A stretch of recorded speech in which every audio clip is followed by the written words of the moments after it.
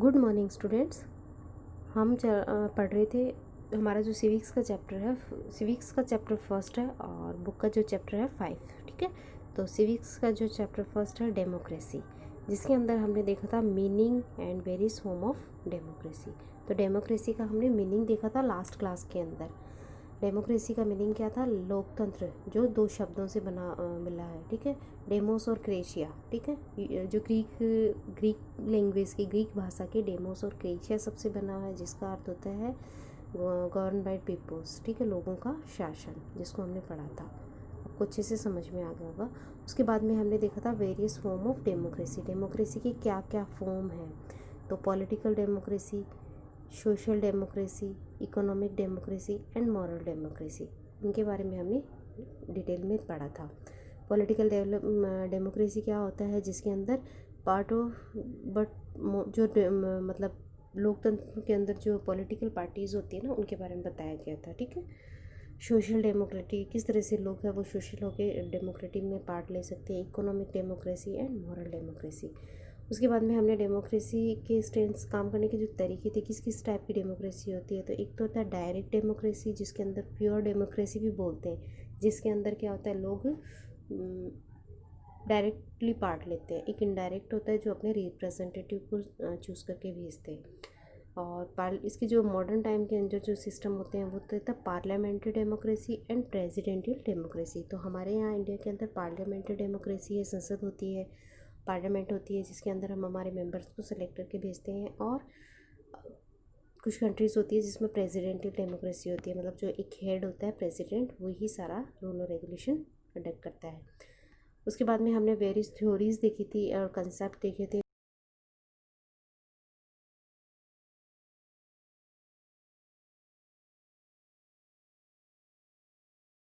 कि कौन कौन। उसी में द ट्रेडिशनल लिबरल थ्योरी थी उसके अंदर। ठीक है, उदारवाद की जो बात करते हैं कि लोगों के साथ किस तरह से सॉफ्टनेस से यूज़ किया जाना चाहिए, किस तरह से, तो ये ट्रेडिशनल थ्योरी थी। उसके बाद में प्लूरलिस्ट थ्योरी ऑफ डेमोक्रेसी, इसके बारे में हमने देखा था। फिर elite theory and approach of democracy, Marxist theory and approach, जो मार्क्सवादी लोग हैं वो, जो कार्ल मार्क्स और उससे रिलेटेड जो है वो क्या कहते हैं। और उसके बाद में socialist and theory and the approach of democracy, तो इनके बारे में हमने लास्ट क्लास में देखा था। उसके बाद में हमने इसमें देखा था काइंड्स ऑफ डेमोक्रेसी। डेमोक्रेसी है वो कितने काइंड्स की होती है, कितने प्रकार की होती है। तो इसके अंदर हमने देखा था direct democracy. Kind of democracy में हमने देखा था डायरेक्ट डेमोक्रेसी, जिसको प्योर डेमोक्रेसी भी बोलते हैं, और इनडायरेक्ट, इसके बारे में हमने अभी देख लिया। ठीक है, तो डायरेक्ट के अंदर होता है पहले जो छोटी जगह होती है एरिया के अंदर और कम पॉपुलेशन होती है, उसके अंदर जो पीपल्स होते हैं वो डायरेक्टली पार्ट लेते हैं लॉ मेकिंग में। ठीक है, और जो इनडायरेक्टली होती है, बड़े जो लार्ज कंट्रीज़ होती है, लार्ज पॉपुलेशन होती है, तो उसके अंदर सारी जो जनता है वो डायरेक्ट पार्ट नहीं ले सकती, इसलिए वो इनडायरेक्टली पार्ट लेके अपने रिप्रेजेंटेटिव को सेलेक्ट करके पार्लियामेंट में भेजती है। ठीक है, जिससे वो अपना शासन करते हैं। आज हम पढ़ेंगे की फीचर ऑफ डेमोक्रेसी, डेमोक्रेसी की जो फीचर्स है। अच्छा, इससे पहले हमने ये भी देखा था डेमोक्रेसी के बारे में अलग अलग डेफिनेशंस दी थी, वो आपको ध्यान में रखनी है। जैसे सबसे फेमस जो डेफिनेशन थी उसके बारे में हमने देखा था, जो अब्राहम लिंकन है, उनकी, यूएसए के प्रेसिडेंट रहे हैं अब्राहम लिंकन, और उनकी जो डेफिनेशन है वो सबसे फेमस है। Democracy is an government of peoples, peoples की गवर्नमेंट है, बाय द पीपल्स, लोगों के द्वारा, और फॉर द पीपल्स, लोगों के लिए। ठीक है, तो इसको हिंदी में बोलते हैं जनता का, जनता के द्वारा और जनता के लिए शासन। ठीक है, जनता ही इसको बनाती है, जनता इसमें पार्ट लेती है और जनता के लिए ही ये लोग काम करते हैं। तो ये अब्राहम लिंकन साहब की बहुत फेमस डेफिनेशन है, आप इसको अच्छे से याद रखना। नेक्स्ट आज हम देखेंगे की फीचर ऑफ डेमोक्रेसी। अब डेमोक्रेसी में हमने देखा था कि लोकतंत्र जो होता है वो किस तरह से जनता की, मतलब जनता जो है वो चूज़ करके भेजती है, किस तरह से शासन करता है। अब इसकी main features, governance of peoples, तो किसकी सरकार होती है? लोगों की सरकार होती है। ये अभी हमने डेफिनेशन में भी देखा था। As a system of governance democracy is the rules by whole public, तो रूल जो होता है वो सारी पब्लिक के द्वारा किया जाता है। द वर्ड पब्लिक, यहाँ वर्ड पब्लिक यूज़ किया गया है for the entire mass of the people, सारे जो लोग, एंड ईच इंडिविजुअल, और हर एक पर्सनल के लिए भी। दस this rule does not belong any particular class, किसी क्लास के बारे में नहीं किया है, क्रीड, किसी लैंग्वेज या कल्चर, किसी स्पेशल के लिए नहीं कहा गया है। ये जो सारी जैसे भारत की जनता है तो सारों के लिए कॉमन वर्ड यूज़ है, ठीक है। तो उसके बाद में सेकंड है गवर्नमेंट मेड बाय पीपल्स। अब गवर्नमेंट जो है वो उसको कौन बनाते हैं, लोग बनाते हैं। In this democracy the government is made by peoples, government है वो लोगों द्वारा बनाई जाती है। Public elect in representative and the representative make the government in the system, public government बनाती है और गवर्नमेंट जो होती है वो शासन करती है। तो थर्ड जो है वो democratic rules is means, democratic rules का मीन्स होता है only it is not the accomplishment in democracy the government is not considered an accomplishment ever.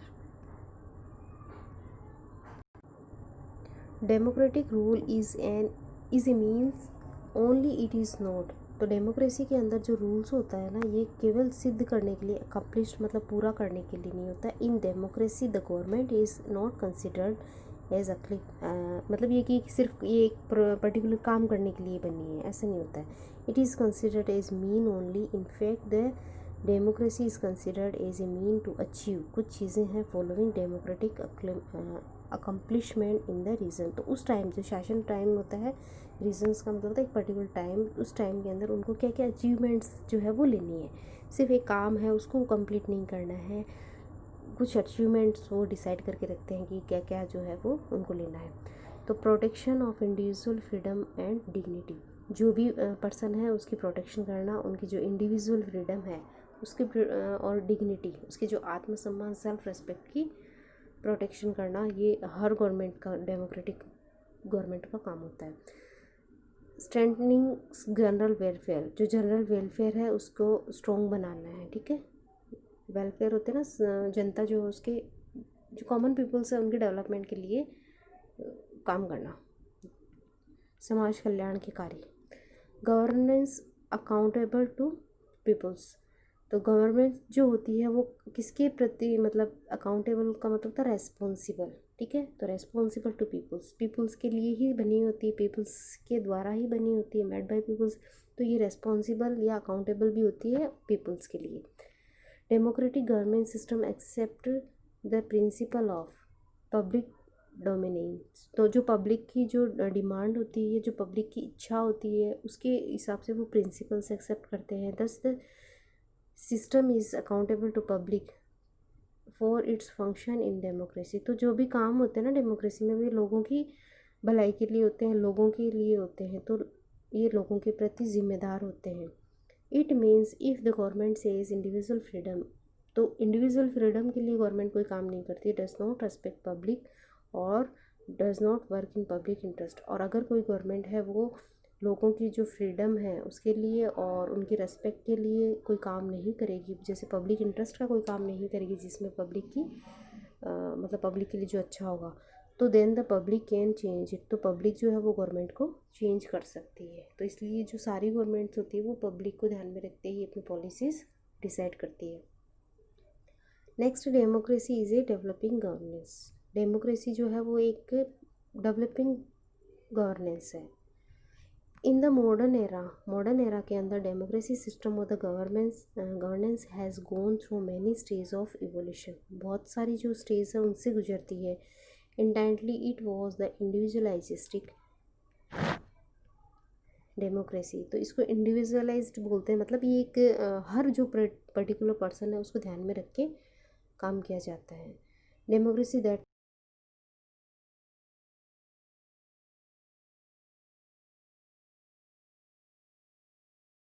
उदारवाद जिसको बोलते हैं, लिबरल, सॉरी, तो लिबरल जिसमें जो इनकी पॉलिसीज़ थी वो और ज़्यादा पब्लिक्स पे फोकस करने लग गई, ठीक है। और ज़्यादा वो इस तरह के रूल बनाते और वो जो अपनी पॉलिसीज़ है वो बनाते जिससे ज़्यादा से ज़्यादा लोग जो है उनको फ़ायदा पहुँचे। Democracy and currently it has been attached to the concept of public welfare state, इस तरह की उनकी पॉलिसी थी या उन्होंने बनाया जिसमें पब्लिक जो है उसके वेलफेयर मतलब उसके कल्याण के लिए, जिससे लोग अपना डेवलपमेंट कर सकें, ऐसे उन्होंने कंसेप्ट यूज़ किए, ऐसे उन्होंने प्रिंसिपल्स तैयार किए जिससे ज़्यादा से ज़्यादा जो लोग हैं उनको फ़ायदा पहुँचे। The result of this development it that in the beginning where democracy had give stress over the political freedom and equality of a person। तो इसके अंदर सबसे पहले जो था मेन तो ये था लोगों को फ्रीडम देना और इक्वलिटी द पर्सन, ठीक है, लोगों को इक्वलिटी देना, constitutional rule of law. But now it has started accepting the principle of equality and justice in the social and economic sphere and thus the development of democracy has increased its level and scope। तो लोगों को जो ये principal, इन्होंने जो अपने principal accept किए थे उसमें इक्वलिटी थी, जस्टिस था लोगों के लिए, सोशल एंड इकोनॉमिक स्पेयर था, मतलब लोगों को सोशल और इकोनॉमिक्स जो है वो फ्रीडम मिलनी चाहिए। तो इस वजह से ये जो डेमोक्रेसी का जो लेवल है वो इंक्रीज़ होने लगे। इन मॉडर्न वर्ल्ड के अंदर there are two main form of the representative democracy prevalent. तो दो तरह की जो रिप्रेजेंटेटिव डेमोक्रेसी होती है, जैसे कि द प्रेसिडेंटियल रूल्स, तो राष्ट्रपति जिसको बोलते हैं राष्ट्रपति, प्रेसिडेंट जो होता है ना उसका रूल होता है, ये यूएसए के अंदर होता है, ठीक है, प्रेसिडेंटियल। और एक होता है पार्लियामेंट्री रूल। पार्लियामेंट के अंदर हमने देखा था लास्ट क्लास में कि पार्लियामेंट होती है हमारे इंडिया के अंदर है, और उसके अंदर फिर प्रेसिडेंट होते हैं, इसके दो हाउस होते हैं, एक अपर हाउस और एक लोअर हाउस, ठीक है। तो ये पार्लियामेंट्री रूल्स होते हैं। तो टू टाइप्स के रूल्स होते हैं। द ब्रिटिश सिस्टम के अंदर is the ideal example of parliamentary system. हमारे यहाँ पे जो ब्रिटिश गवर्नमेंट थी तो हमने उनकी बहुत सारी चीज़ों को फॉलो किया था, तो उसके अंदर पार्लियामेंट्री सिस्टम हमने ब्रिटिश से लिया था। While the system in US के अंदर जो यूएसए जिसको अमेरिका बोलते हैं अपन, द बेस्ट प्रेसिडेंशियल रूल, तो वहाँ पे जो प्रेसिडेंशियल रूल है उसका बेस्ट एग्जाम्पल है। Switzerland is a nation, Switzerland जो राष्ट्र है वह बोथ सिस्टम, ठीक है, जहाँ पे दोनों सिस्टम है, governance are accepted in a mixed form of the federal level. तो जो गवर्नमेंट है वो मिक्स्ड लेवल पे, मतलब वहाँ प्रेसिडेंट भी होते हैं और डेमोक्रेसी का पार्लियामेंट्री सिस्टम भी है। तो मिक्स्ड जो है ना वो वाला सिस्टम उन्होंने यूज़ कर रखा है। फिर है क्रिटिकल एग्जामिनेशन ऑफ डेमोक्रेसी, जो भी डेमोक्रेसी है उसका क्रिटिकल आलोचनात्मक परीक्षण, ठीक है। स्कॉलर लाइक बर्ग जो थे स्कॉलर थे, थिंकर थे, हैव कंसिडर्ड टोटल डेमोक्रेसी एसियोफेरेसी।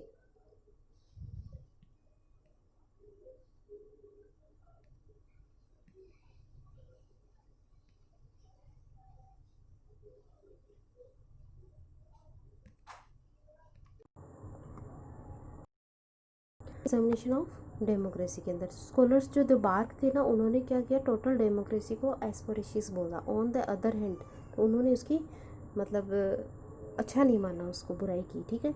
और जो दूसरी तरफ जो स्कॉलर्स है loyal have considered it is the best ruling system, तो इन्होंने उसको बेस्ट रूलिंग शासन का बेस्ट नियम माना है। So to arrive at the conclusion it is necessary for us to study इस मेरिट्स एंड डिमेरिट्स। तो अलग अलग जो थिंकर्स थे, अलग अलग स्कॉलर्स थे, उन्होंने अलग अलग चीज़ों को माना, किसी ने इसको अच्छा माना, किसी ने इसको अच्छा नहीं माना, बेस्ट रूलिंग माना, किसी ने इसको बेस्ट रूलिंग नहीं माना। तो इसके लिए हमको इसकी मेरिट्स और डिमेरिट्स, मतलब इसकी जो विशेषताएँ, मतलब फीचर्स, उनके अच्छाई वाले पक्ष को और बुराई वाले दोनों पक्षों को देखना है। तो इसके अंदर मेरिट्स ऑफ डेमोक्रेसी देखना है अपने को पहले। तो the chief merits of democracy are follow, ठीक है। तो इसके फ़ायदे क्या क्या हैं, ठीक है। तो पहला है growth in the public interest. तो पब्लिक इंटरेस्ट के अंदर ये ग्रोथ मतलब ग्रोथ का रहता है इसका। The democratic rules is govern by the representative of public. तो गवर्नमेंट जो रूल है वो किस में होता है, जो पब्लिक होती है उसके रिप्रेजेंटेटिव इसमें रूल करते हैं। दे विन इलेक्शन, वो इलेक्शन जब जीत जाते हैं,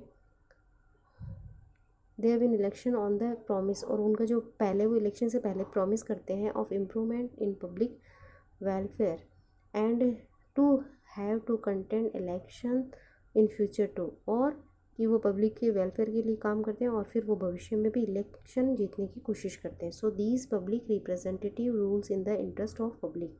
तो जो ये रिप्रेजेंटेटिव का जो रूल होता है ना, ये पब्लिक के इंटरेस्ट का होता है। The government is accountable to the public in a democracy. तो गवर्नमेंट है वो इनके पब्लिक के प्रति अकाउंटेबल या रिस्पॉन्सिबल होती है।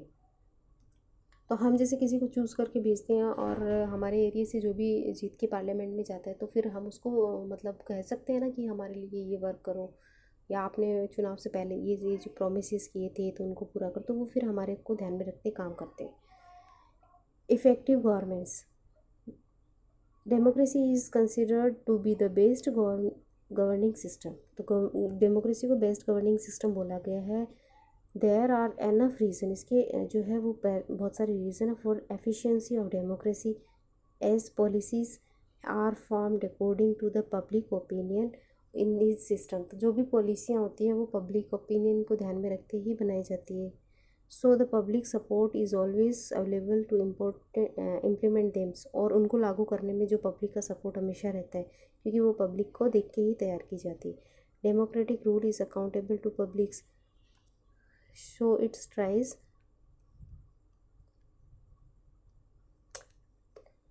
To maintain the efficiency of government.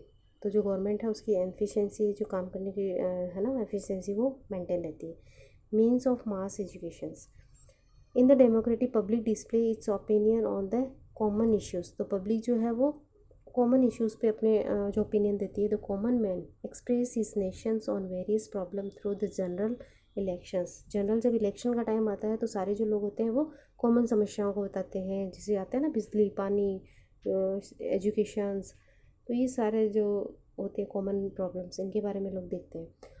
Also by several other means of public opinion, peoples are aware about their rights। लोग जो होते हैं अपने राइट्स की और ड्यूटीज़ के बारे में अवेयर हो जाते हैं उस time, and they learn to sacrifice their small interest for the sake of big ones। Due to the same quality, Gettells has called democracy a school of democracy as a school for education of citizenships. जो नागरिकता की जो शिक्षा होती है ना वो उस टाइम डेमोक्रेसी में मिलती है, क्योंकि जब इलेक्शन होता है तो लोग जो होते हैं वोट लेने के लिए आते हैं इलेक्शन के टाइम पे, तो जनता के सामने वो क्या करते हैं, एक बहुत बड़ी लिस्ट लेके आते हैं ना। तो और अलग अलग पार्टीज़ होती है तो सबके अपने अपने एक लिस्ट बनी होती है, ठीक है। तो उसमें हमको पता होता है हमारी जो नीड्स है वो क्या क्या है, ठीक है। तो किन किन चीज़ों पे हमको और ज़्यादा फोकस करने की ज़रूरत है, सारी जो देश की समस्याएं होती है ना उन पे फोकस होता है, फिर उस पर डिस्कस होता है। तो इस तरह से जनता जो होती है ना उसको बहुत कुछ सीखने को मिलता है उस टाइम। तो इलेक्शन का जो टाइम होता है ना उसको एक एजुकेशन टाइम बोल दिया है, स्कूल ऑफ सिटीज़न के लिए, क्योंकि नागरिकों को जो हमारे अधिकार हैं, हमारी जो ड्यूटीज़ है उसकी एजुकेशन मिलती है उस time. Mean of moral education, democratic rules also provides moral education, ठीक है। तो डेमोक्रेटिक जो रूल होता है ना वो मॉरल एजुकेशन भी देते हैं, नैतिक शिक्षा जिसको बोलते हैं। अकॉर्डिंग टू लोवेल, लोवेल जो थे उनके according democracy comments the feeling of ethics, जो फीलिंग्स है प्योरिटी ऑफ ए मेन, ठीक है। तो मेन की जो कोई किसी भी इंसान की जो कहते हैं ना अच्छी वाली जो चीज़ें होती है, शुद्धता, प्योरिटी, गुड थॉट्स, उनके बारे में बात करते हैं। अकॉर्डिंग टू ब्राइसी, ब्राइसी के according after getting political rights लेने के बाद में in a democracy the personality of a man develop and his duty become apparent to him. तो उसकी जो पर्सनैलिटी है वो डेवलप हो जाती है और उसकी जो ड्यूटी है वो बढ़ जाती है। In practice, we see in democracy that a man emerges out from a narrow boundaries of family। Family की जो बाउंड्री होती है उससे वो बाहर निकलता है एंड एक्सटेंड अपने आप को बढ़ाता है welfare of public at large and start behaving with fellow citizens with cooperation, generosity and sympathy. तो लोग जो है ना अपने परिवार तक सीमित रहते हैं, और जब इलेक्शन के अंदर जब वो पार्ट लेते हैं डेमोक्रेसी के अंदर, तो उसके अंदर उनकी जो जब उनको पॉलिटिकल पावर मिलती है तो इनकी जो एरिया होता है ना वो फैमिली से बड़ा हो जाता है, ठीक है। बहुत सारे लोगों से मिलते हैं और उन सब के साथ में उनका रिलेशन होता है। उसके बाद में है patriotic education, democracy also develop feeling of patriotism in the peoples. लोगों में राष्ट्रवाद जो होते हैं ना, देशभक्ति की भावना बढ़ाते हैं, देश के लिए कुछ करना है। It creates a scene of love and affection for the nation, राष्ट्र के प्रति सम्मान और प्यार बढ़ाते हैं, ठीक है। देशभक्ति जो होती है ना उसकी भावना जागती है लोगों में इलेक्शन के time. In the word of Mill के according democracy enhance the feeling of devotions, त्याग की भावना को भी बढ़ाते हैं कि हम देश के लिए कुछ कर रहे हैं, सेक्रीफाइस की। तो मतलब जो मैन होते हैं ना उसकी जो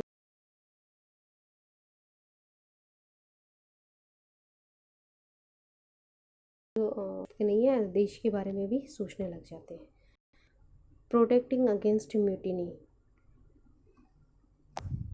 द पॉसिबिलिटी ऑफ रिवोल्ट्स। अब जैसे अगर कभी रिवोल्ट की या क्रांति की पॉसिबिलिटी होती है, always persist in a state where the government is controlled only by a single class। ठीक है, तो ये रिवोल्ट की जो कंडीशन वो कब कब आती है, जब गवर्नमेंट होती है वो एक ही क्लास यानी एक ही तरह के जो पर्टिकुलर इंसान होते हैं उनके हाथ में होती है। This situation is totally absent in democracy. Democracy में ये क्रांति वाली भावना कभी नहीं होती। विद्रोह और क्रांति की भावना तो ऐसी जगह पे होती है जहाँ पे लोगों पे ज़बरदस्ती शासन किया जाता है, पर डेमोक्रेसी में ऐसा नहीं होता है। लोगों के पसंद के हिसाब से ही जो होते हैं मेंबर, वो उन्हीं को मतलब पब्लिक ही चूज़ करके भेजती है, तो ये क्रांति वाली फीलिंग यहाँ नहीं आती है। There is no need to rebellion on it. तो रेबेलियन ये विद्रोह वाली चीज़ नहीं होती है यहाँ पे। The government is accountable to public in democracy. Government होती है वो रेस्पॉन्सिबल होती है पब्लिक के लिए। In the democracy all parties have the freedom of expression. सभी जो पार्टी है उनको फ्रीडम है एक्सप्रेशन की, with the right to contest elections. ठीक है, इलेक्शन के अंदर पार्ट लेने की भी फ्रीडम है। If there is any disagreement on the certain issues, अगर किसी बात पर उनके डिसएग्रीमेंट हो जाते हैं विद द गवर्नमेंट के साथ, the freedom of vote against the rule in the next election also reduce the possibility of revolution.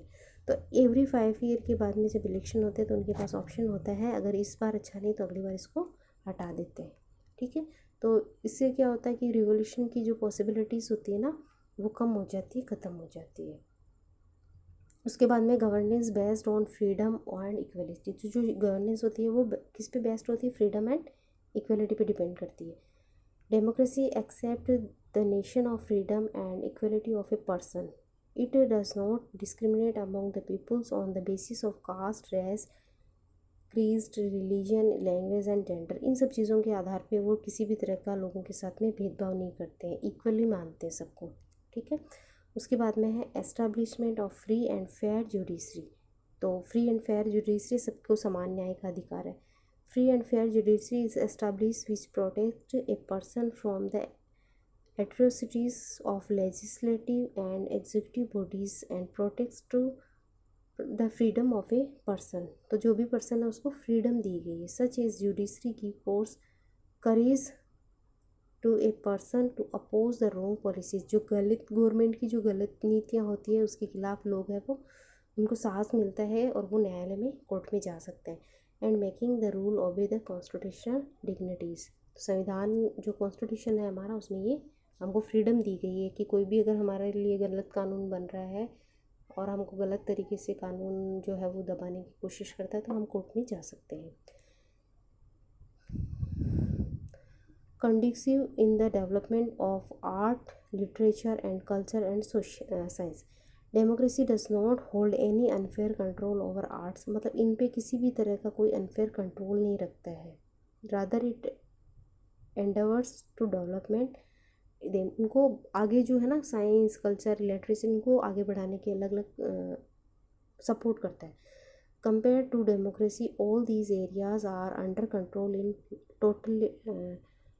totalitarians because no freedom of thought and action is available there.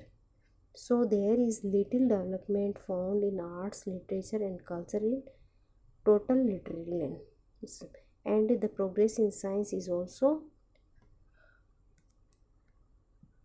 hindered। तो जहाँ यहाँ पे क्या है, इनको support.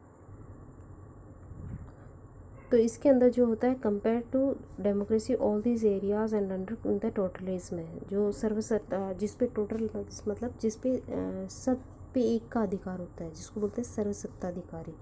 Because no, वहाँ पे क्या होता है, उनको फ्रीडम नहीं दी जाती किसी भी काम की। ठीक है, तो डेमोक्रेसी के अंदर आर्ट, लिटरेचर, कल्चर और साइंस सब तरह की डेवलपमेंट की परमिशन दी जाती है और उनको सपोर्ट किया जाता है। लेकिन जिसको बोलते हैं टोटलिटरिज्म, इसमें होता है कि एक ही जो हेड होता है और वो जो दूसरे जो होते हैं ना उनको बढ़ने नहीं देखता है। और जो science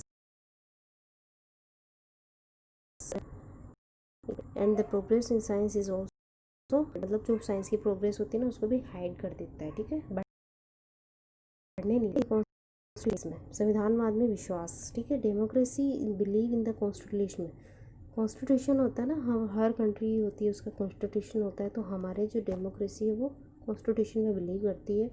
it means democracy believe in the rule of law, कानून का शासन में विश्वास करते हैं।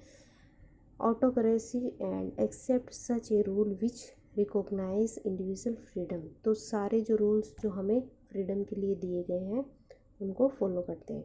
It has a simple meaning that democracy believe in limited governance instant of absolute rule and accept decentralisation of power, जो पावर होती है ना उसको मतलब सेंट्रलाइज होता है, मतलब एक ही जगह एक ही व्यक्ति या एक ही जो गवर्नमेंट होती है उसके पास में पावर होना, ठीक है। तो उसको सपोर्ट नहीं करते ये करते हैं डिसेंट्रलाइज। इसके अंदर क्या होता है, जो पावर होती है अलग अलग जो डिपार्टमेंट होते हैं उनके अंदर डिवाइड होती है। और हमने पढ़ा था कि जो लोअर गवर्नमेंट होती है उसके बाद में स्टेट गवर्नमेंट होती है और उसके बाद में सेंट्रल गवर्नमेंट होती है, उन सब के अंदर अंदर पावर का डिस्ट्रीब्यूशन होता है। Powerful governing system, democracy invokes patriotism in person, एक पर्सन होता है उसके अंदर देशभक्ति की भावना पैदा करते हैं। And it is kind of governance based on concise, so when ever the nation faces crisis, अगर किसी भी तरह की क्राइसिस आ जाती है देश के अंदर, आपदा जिसको बोलते हैं, the whole public is as an individual stand against it, तो सारे जो लोग होते हैं ना वो मिल के इसका सामना करते हैं। सपोर्टर ऑफ वर्ल्ड पीस, और दुनिया जो होती है ना उसकी शांति में ये सपोर्ट करती है democracy. The history of monarchy, राजतंत्र का इतिहास, ऑलिगार्चीज एंड ऑथोरिटिज्म।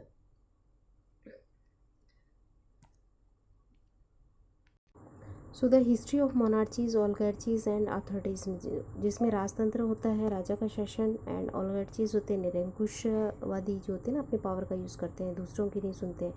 एंड अथॉरिटिज्म में होता है कि जो ज़बरदस्ती जो लोगों पे राज करते हैं ना, और चीज़ होते हैं अल्पतंत्र, ठीक है, कुलीन तंत्र जिसको बोलते हैं। तो ये अलग अलग टाइप ऑफ गवर्नमेंट होते हैं। Show that these ruling system have posed the threat to world peace time and against, ठीक है। तो ये जो होती है वर्ल्ड की जो पीस होती है ना उसको अफेक्ट करते हैं, रोकने के प्रयास करते हैं, वहाँ मतलब दुनिया में शांति नहीं पसंद करते ये। The reason it the ruling system are based on military power, तो क्योंकि इनका जो जो शासन का तरीका होता है, रूलिंग जो सिस्टम होता है वो मिलिट्री पे डिपेंड करता है। रिग्ड फॉरेन पॉलिसी, और इनकी जो फॉरेन पॉलिसी होती है ना वो भी मतलब गलत होती है, दूसरे देश को ये बढ़ने नहीं देते आगे। And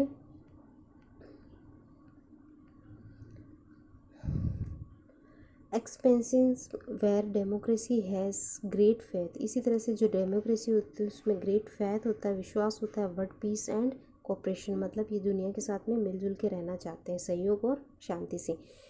it's reason it is democracy believe in peaceful coexistence instead of military rule and want to solve the bilateral disputes through negotiations, agreements and also in international laws। तो ये शांति पसंद करते हैं क्योंकि जो ज़्यादा जो मिलिट्री होती है इसका इंडिपेंडेंस का मतलब मिलिट्री का सेशन नहीं होता है, ठीक है। और उसके बाद में ये जो अगर किसी के साथ डिस्प्यूट हो जाता है, कोई भी दूसरी देश है उसके साथ में मतभेद होता है, तो ये जो होते हैं एग्रीमेंट करके और बातचीत करके उस चीज़ को सुलझाना चाहते हैं, और जो इंटरनेशनल लॉ बना हुआ है उसके अकॉर्डिंग वो काम करते हैं, ठीक है। तो ये हमारी थी मेरिट्स ऑफ डेमोक्रेसी, मतलब डेमोक्रेसी के क्या क्या फ़ायदे थे, ठीक है, उद्देश्य क्या क्या है, डेमोक्रेसी के लाभ क्या क्या थे, तो ठीक ये सारे नेक्स्ट